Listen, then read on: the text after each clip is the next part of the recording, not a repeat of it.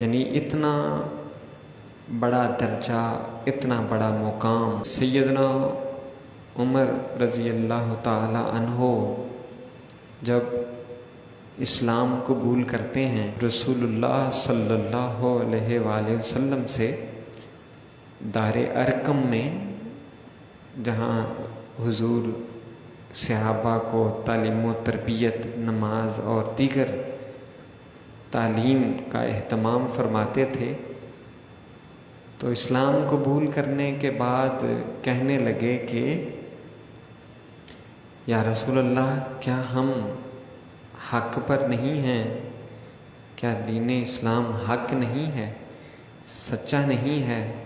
کہا کیوں نہیں، ہم حق پر ہیں، تو پھر یہاں چھپ چھپ کر ہم کیوں بیٹھے رہیں؟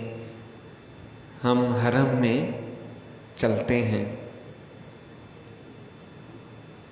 چنانچہ دو لائنوں میں ایک کے اندر حضرت سیدنا عمر بن خطاب رضی اللہ تعالیٰ عنہ ہیں، اور دوسری میں سیدنا حضرت حمزہ رضی اللہ تعالیٰ عنہ ہیں۔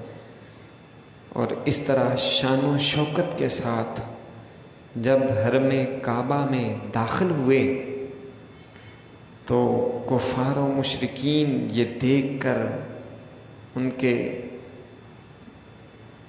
انتہائی انہیں ملال ہوا، تکلیف ہوئی، پریشانی ہوئی۔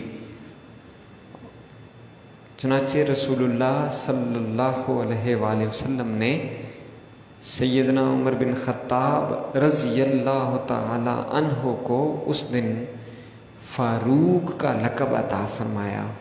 فاروق کا مطلب ہے فرق کرنے والا، کہ حق اور باطل میں سیدنا عمر فاروق رضی اللہ تعالیٰ عنہ کے ذریعے سے حق واضح ہو گیا، اور علل اعلان مسجد حرام کے اندر سے مسلمان جو ہے وہ داخل ہوئے۔